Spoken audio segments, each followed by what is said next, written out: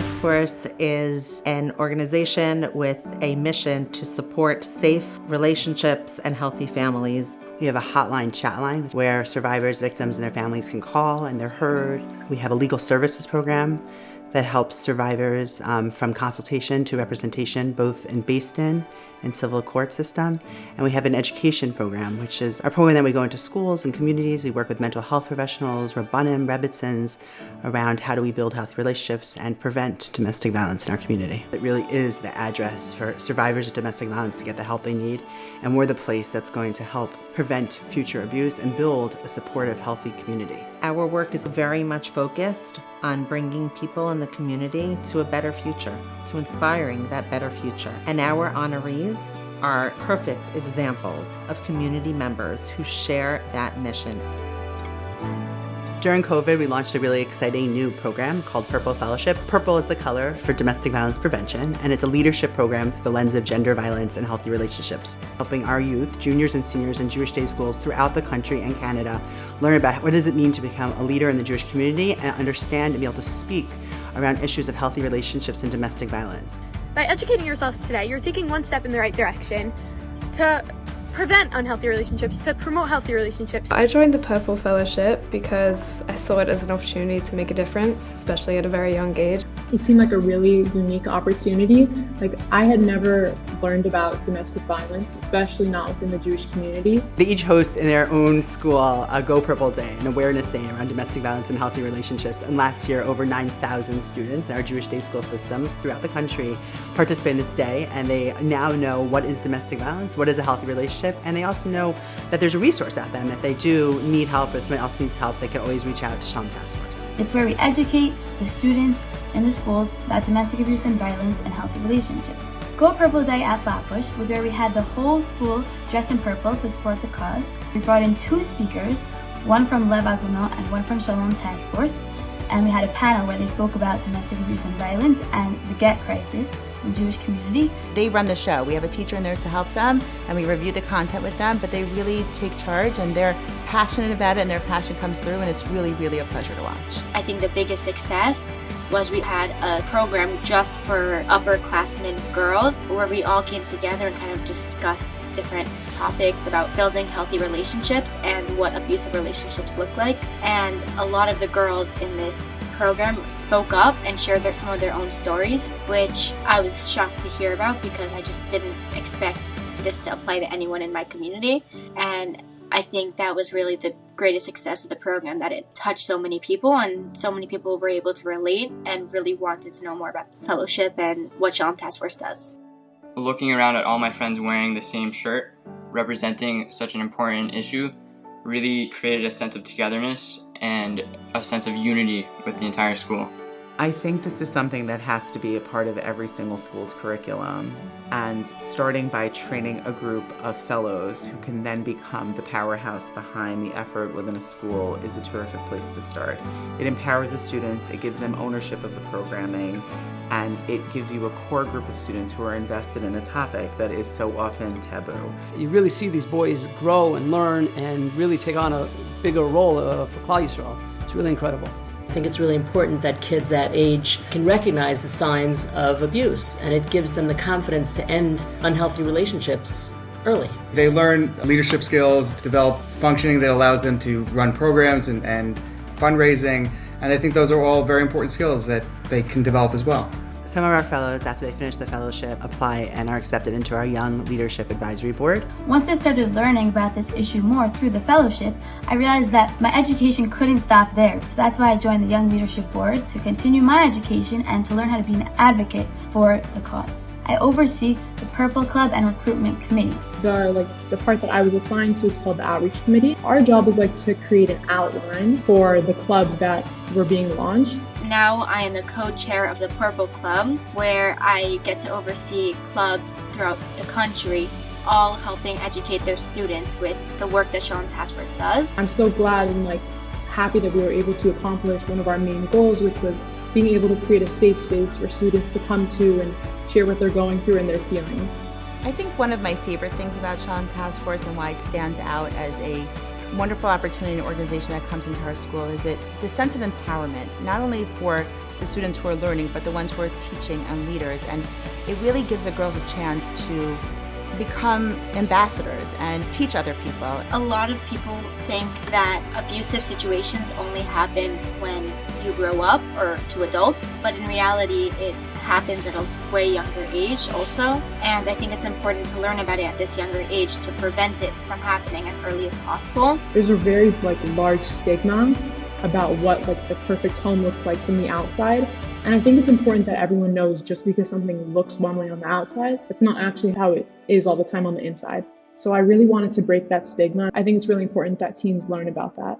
Educating the youth is very important to start learning about this in a young age so that you yourself can see signs of unhealthy relationships, but also see it in others and actually start making a difference at a young age. We got a call on our hotline from a young person who said that the only reason she called is because she knew her friend was one of our fellows, and she went to her friend and sharing a situation that was scary and frightening to her, and her friend said, well, there's somewhere to call Shalom Task Force. And that's what we're looking for, right? We're looking for ways that people could ask each other for help and know that there's somewhere to be supported. When I think about the future, when I think about the holy of holies of the work that we're doing, it's building that future. And that's what young leadership is all about. It's going into that most solemn space and saying, we too can elevate this space. We too are a part of this space, the future of the Jewish community.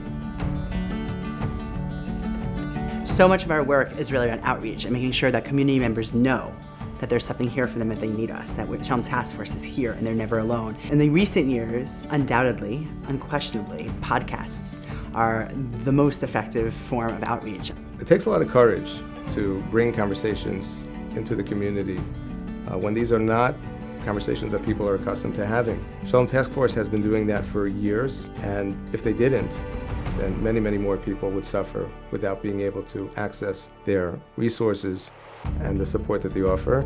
David, through the work of 1840, has been able to really create an entire new set of conversations around issues, not only, but including many issues that people do not typically talk about. David Bashevkin connects with everybody. He's able to do that because he's empathetic, he's curious, he's brilliant. Just a genuine human being who is using his God-given talents in a way that's really generating a tremendous amount of good within the community. You know, at the heart of everyone's struggles is ultimately their struggle with investing in their family, in their most closest support group. And there are people who are alienated from their very sense of self, where their support system around them, their families, their relationship with their parents, with their spouse is beginning to fray and erode. We're trying to give people the tools to live emotionally healthy lives. And I think when you start with that and that individual care, and you're able to create and foster healthy, nurturing, and nourishing lives,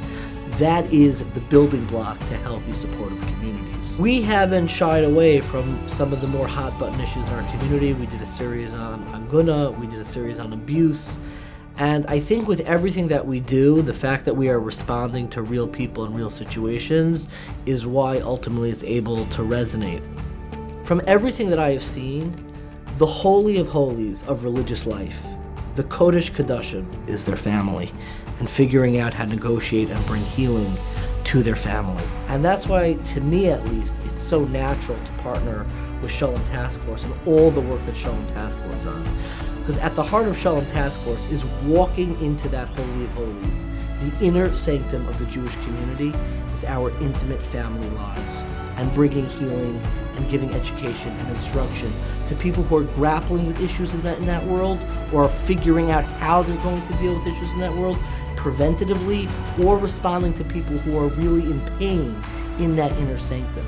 And that's all the work that Shalom Task Force 1840, this is the work of moving towards the problem, confronting it, addressing it, educating it, and finding ways to bring healing no matter the issue, no matter the odds, no matter the difficulty.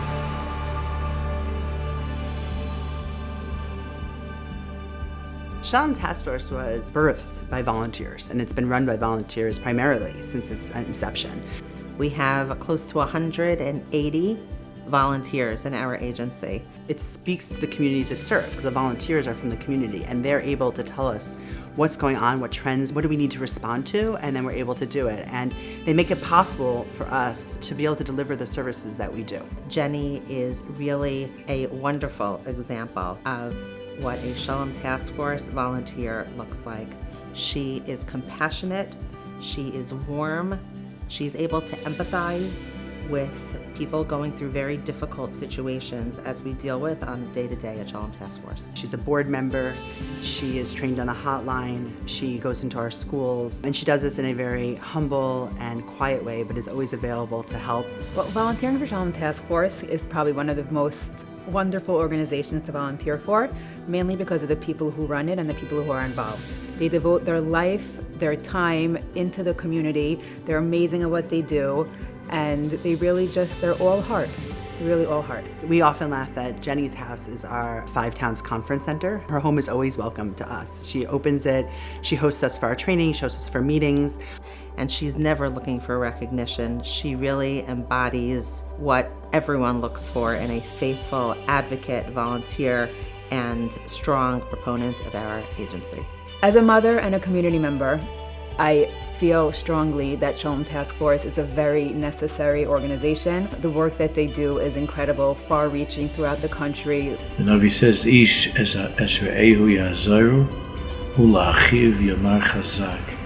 People need so much help, and people need so much chizuk. And that's what Shalom Task Force has been about for so many years in our community, an unbelievable source of practical help, an unbelievable chizuk. And there are no two people I know who have a greater feeling for this than Jenny Gerber and David Bashevkin, people of compassion, of warmth, of depth, brilliant in the need of chesed. Like so many nonprofits, we depend heavily on government and our elected officials to help support the work that we do so we can provide these critical services. And it's really a privilege today to recognize Senator Toby Ann Savitsky and Assemblymember Stacey Pfeffer Amato for their incredible dedication to Shalom Task Force and to victims of domestic violence in New York. It's the people that we're honoring today that give me hope for the future, be it the volunteers, people like Jenny Gerber, who make the difference weekly, Rabbi David Bashevkin and his ability to have these hard conversations and move our community forward, or the teens who truly are the future of creating a more supportive and safe community. And it's with that I really am hopeful for where we're going to be in the next 30 years.